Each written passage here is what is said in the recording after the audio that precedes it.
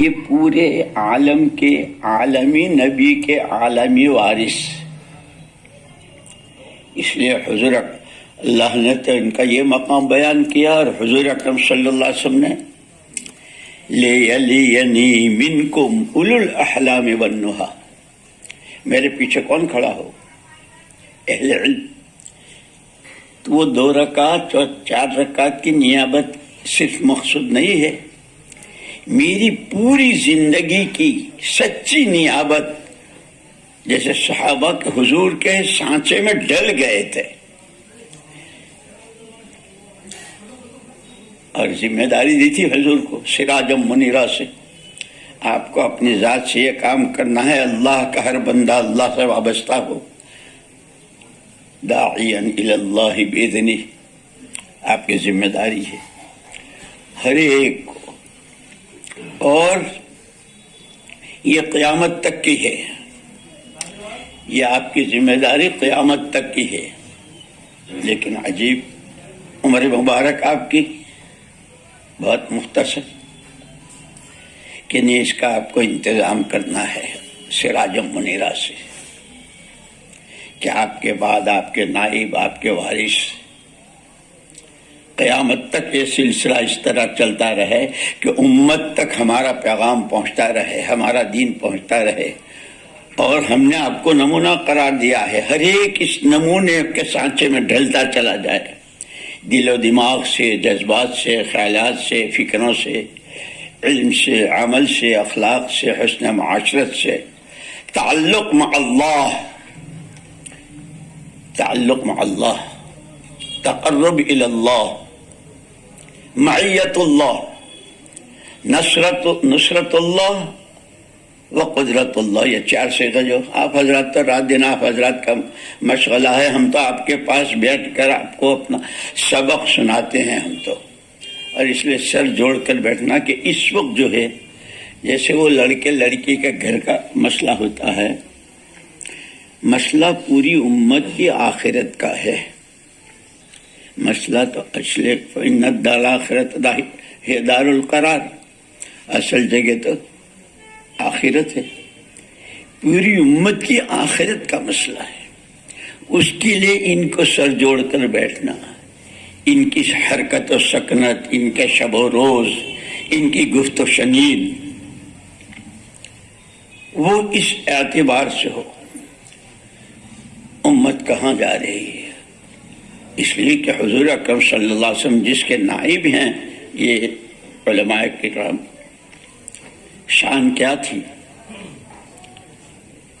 مجھے یاد آیا ایک مرتبہ ہم مدینہ منورہ میں تھے حضرت جی رحمۃ اللہ علیہ کے ساتھ، حضرت کا معمول تھا عشاء کی نماز کے بعد روزہ اقدس پر صلاۃ و سلام پڑھ کر پھر قیام گاہ پر تشریف لاتے تھے۔ وہاں سے فارغ ہو کر جب آئے تو آنسو بہہ رہے تھے، ہم لوگ سب جمع ہو گئے، پہلا جملہ یہ تھا، ہم نے تو حضور اکرم صلی اللہ علیہ وسلم کو پہچانا ہی نہیں۔ اب یہ تو آپ حضرات جانتے ہیں، بصارت اور بصیرت اور دلوں کی آنکھیں اور یہ سب اللہ نے جن کو جو دی ہے، ہم نے تو حضور کو پہچانا ہی نہیں۔ پھر ایک جملہ فرمایا تھا دوسرا، ایسا معلوم ہوتا ہے جیسے امت کا نصیبہ ہی سو گیا ہے، اور مجھے یاد ہے اس کے بعد سے کئی سال تک ہم نظام الدین مہدد کے پاس رہے، روزانہ جب جماعتیں رخصت کرنے کے لیے آتے تھے، بہت مختصر بات کے ساتھ جب دعا کراتے تھے تو برسوں میں نے یہ دعا سنی، اے اللہ، ہر طرح کے فتنوں میں ملوث ہونے سے اور کسی بھی فتنے کا سبب بننے سے تو ہماری حفاظت کرنا، اور اے اللہ امت کے سوئے نصیبے کو جگا دے، اس لیے کہ حضور اکرم صلی اللہ علیہ وسلم کہاں چھوڑ کر گئے تھے امت۔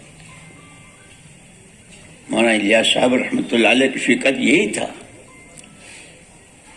کہ حضور اکرم صلی اللہ علیہ وسلم اپنے مبارک زمانے میں امت کے ہر طبقے کے ہر فرد کو، کیا عامی اور کیا خاص، تاجر بھی تھے، مالدار بھی تھے، غریب بھی تھے، معذور بھی تھے، عورتیں بھی، سبھی تھے، لیکن 100% امت کو جن بنیادوں پر کھڑا کیا، جس میں پر ڈال گئے اور جس سے صدیوں تک اس کی لہریں چلتی رہی، ہمارے پاس بھی یہ انہی قربانیوں کا سارا نتیجہ ہے۔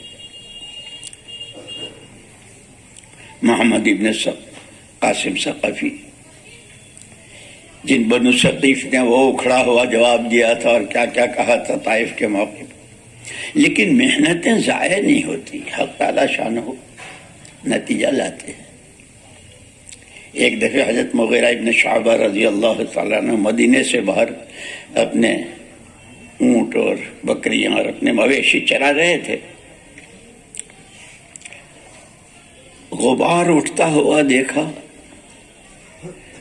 جب غبار بیٹھ گیا تو کچھ چہرے نظر آئے، بھاگے ہوئے آئے، بھول گئے اپنے اونٹ مویشی وغیرہ کو۔ من القوم، تم لوگ کون ہو؟ نحن اہل الطائف، طائف آئے ہو؟ من ای قبیلہ، کس قبیلے کے ہو؟ نحن بنو ثقیف۔ اینکم، جا کہاں رہے ہیں؟ دربار رسالت میں آپ صلی اللہ علیہ وسلم میں جا رہے ہیں۔ حضرت مغیرہ ابن شعبہ رضی اللہ عنہ کو لے کے وہیں بیٹھ گئے، اس لیے کہ اس وقت جاہلیت میں وہ بڑوں کو جو سجدے کیے جاتے تھے، سجدے تعظیم وغیرہ، کہیں یہ حضور کے دربار میں جا کے یہ حرکت نہ کریں، تو وہیں بیٹھ کے ان کی تعلیم، السلام علیکہ ایھا النبی ورحمۃ اللہ وبرکاتہ، بس اتنا کرنا ہے۔ یہ اس خوشی میں سارے مویشی بھول گئے، سب کچھ، اور جا رہے ہیں، لیکن چھوٹے بڑوں کا لحاظ، راستے میں صدیق اکبر رضی اللہ تعالیٰ عنہ، بھائی مغیرہ خیریت تو ہے؟ سانس پھول رہا، کیا بات ہے؟ اجے آج نہ پوچھو، آج کی خوشی کو نہ پوچھو، لونڈا ہوا کیا؟ لونڈے کی کیا بات، 100 تو دفن کر چکا ہوں، 120 موجود ہیں۔ حضرت مغیرہ ابن شعبہ رضی اللہ تعالیٰ کے 220 تھے، پھر کیا بات کہ اللہ اس طائف کو لائے ہیں، اس قبیلے کو لائے ہیں۔ حضرت صدیق اکبر رضی اللہ تعالیٰ عنہ نے، بھائی مغیرہ تمہیں معلوم ہے پہلے دن سے ہر مسئلے میں اولیت مجھے حاصل ہے، حضور کا سب سے پہلا ساتھ دینے والا بھی مردوں میں، اگر یہ تو یعنی یہ اتنا بڑا مجدہ تھا اور اتنی بڑی خوشخبری تھی کہ حضور کی باتیں کھل رہے تھے، حضور خوش ہو جاتے، دعائیں لگتی، لیکن ایثار، ہمدردی، بڑوں کا لحاظ، یہ ہمارا طبقہ جو ہے اس سارے کا وارث ہے۔ یہ میں عرض یہ کر، اس لیے بڑوں میں ہمارے بڑے ابھی انہی صدیوں کے، مجھے یاد آیا حضرت شیخ الاسلام حضرت مولانا حسین احمد مدنی نور اللہ مرقدہ وعلی اللہ مراتبہ، مولانا عبد الماجد صاحب دریابادی اور مولانا عبد الباری صاحب ندوی، دونوں بڑی حیثیت کے، لیکن مولانا عبد الماجد صاحب پہلے بہت ہی بالکل ہی، یعنی ان کا ذہن ملحدانہ ذہن، پہلے اللہ کب کس کے راستے سے کس کو، اس لیے ہم کو تو دعائیں سکھائی، اللہم اجعلنا ہادین مہتدین غیر ضالین ولا مضلین سلما لاولیائک وحربا لاعدائک۔ اب وہ مولانا عبد الماجد صاحب اور ان کے، لیکن الہ آباد کے ایک جج صاحب سے ان کا تعلق تھا، یہ پڑھتے بھی تھے، ادب کے شاگرد تھے، ادب پڑھتے تھے۔ میاں عبد الماجد، تم نے قرآن نہیں پڑھا، قرآن پڑھو تو تمہارے لائن کا تمہیں بہت مواد ملے گا قرآن میں، ادب کا۔ اتنا بھونڈا جواب دیا تھا کہ میں تو اس کو اپنی زبان سے نقل نہیں کر سکتا. مولانا عبد الماجد صاحب نے جج صاحب کو اتنا بھونڈا جواب دیا تھا قرآن کے بارے میں. انہوں نے یہ کہہ کر کے کہ ادب کے طالب علم ہے, ادب کا مواد ملے گا, یہ ہو. اچھا آپ کہتے ہیں تو پڑھوں گا. کچھ قرآن پڑھا, آگے کہنے لگے جج صاحب سے کہ جج صاحب بات ہے بڑا ادب اور بڑا لغت اور بڑے کیا کیا اس میں. تو اب جج صاحب کو موقع مل گیا. یہ جو آپ حضرات دیکھتے ہیں نا آپ کی فراست وغیرہ کہ کس میں کتنی استعداد ہے, کتنی صلاحیت ہے, پھر اس کے اعتبار سے اس کو استعمال کرتے ہیں. جج صاحب سمجھ گئے کہ اب یہ تھوڑے سے, ارے میاں بغیر وضو کے پڑھی ہوگی اس لیے وضو کر کے پڑھتے تو اور کھلتا. اچھا چلو وضو کر کے پڑھتا ہوں, وضو کر کے. لیکن جج صاحب مجھے تو کچھ اشکالات اور سوالات اور میرے ایسے وہ, اس پر جج صاحب نے کہا دیکھیے آپ کے سوالوں کے جواب میں آپ کو ایک مولوی صاحب کا پتہ دیتا ہوں, آپ ان سے خط و کتابت کریں ان سے. اس پر حضرت تھانوی نور اللہ مرقدہ وعلی اللہ مراتبہ کا پتہ دیا. انہوں نے خط و کتابت شروع کی, کچھ سوالات کیے تو حضرت تھانوی نور اللہ مرقدہ نے میاں تمہارے سوالات یہ خط و کتابت سے اس طرح رہے, کبھی بالمشافہ گفتگو ہوگی انشاءاللہ. اس وقت میں تالو میں گڑ چپکا دیا. اللہ تو کل شیء مرہون بوقت, اس لیے ہماری یہاں مایوسی کفر ہے, مایوس نہیں ہونا کسی سے.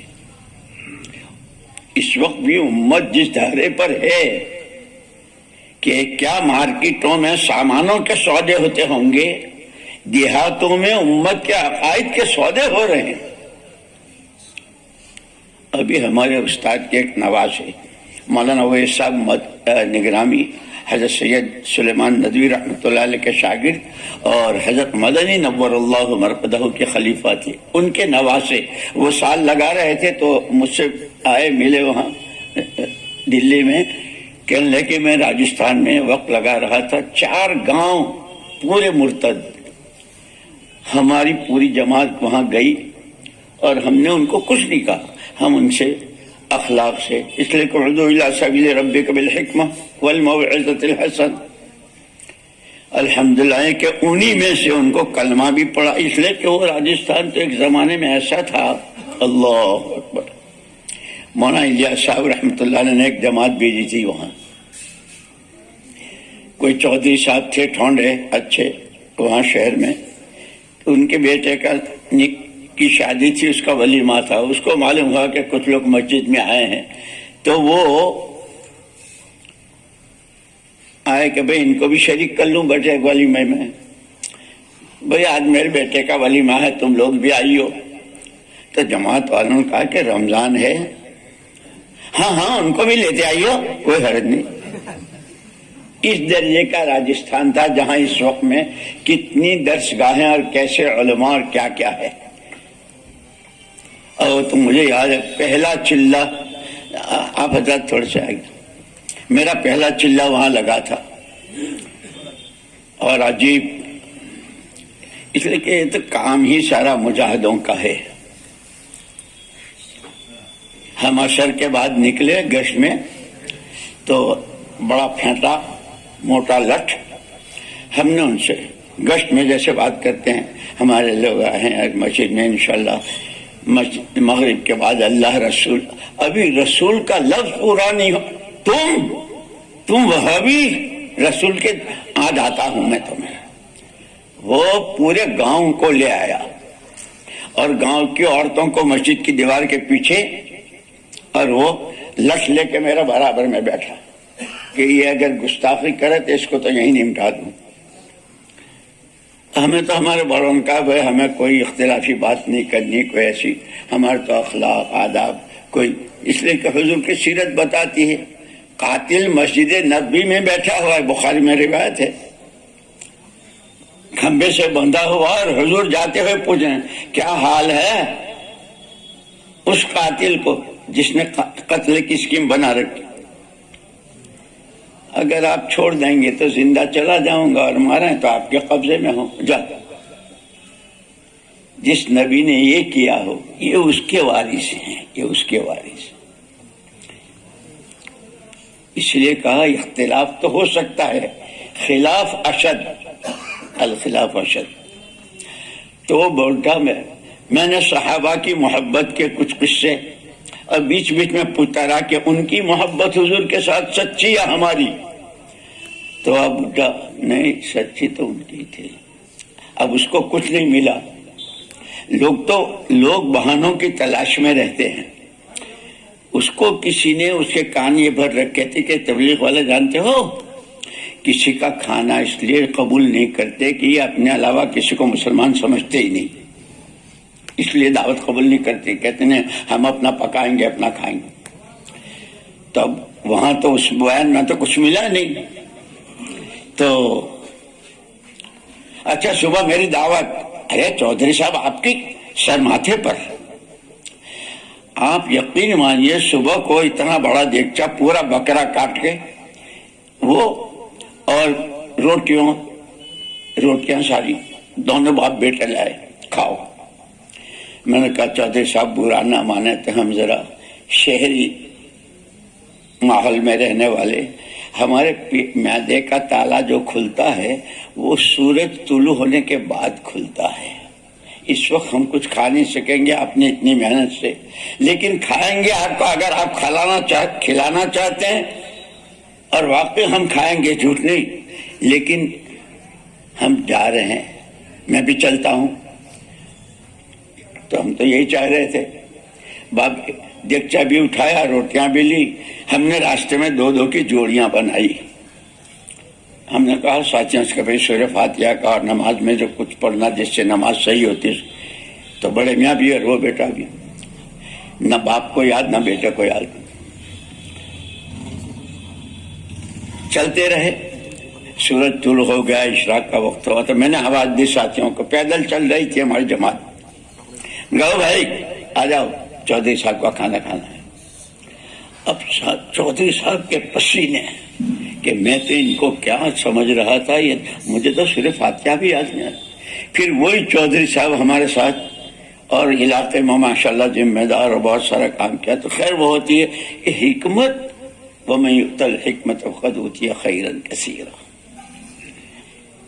بہت سارے قصے۔ ایک دفعہ میری جماعت میں تھا ایک لڑکا، بی کام کیا ہوا، تازہ سورت سے، وہ ہماری جماعت میں، فجر کی نماز کے بعد میں تو بیان شروع کرتا تھا، یہ 6 نمبر سادہ اور اس میں انداز میں، اپنے دیہات کے لوگ بیچارے، اور وہ محراب میں بیٹھ کے داڑھی مونڈتا تھا، ہمارا ساتھی جماعت کا، بہت جلنا پڑتا ہے۔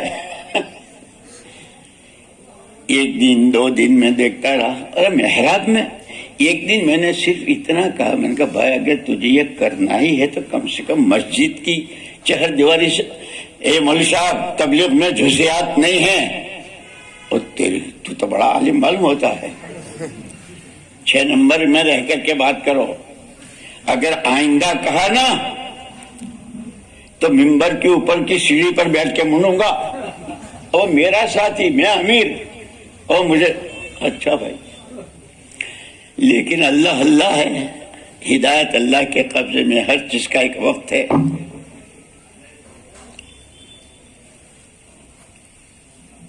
ایک جگہ ہم ٹھہرے، پیدل ہی جماعت چلتی تھی ہماری، اونٹ پر ہی سفر کیا اور پیدل بھی چلے، بیمار ہوا، اور ایسا بیمار ہوا کہ تقریباً ساتھی سب کہ بھئی اب یہ تو بچتا نہیں، بہت دعائیں بھی، صدقہ بھی، یہ بھی کیا، اللہ نے اس کو صحت دے دی، چلتے رہے۔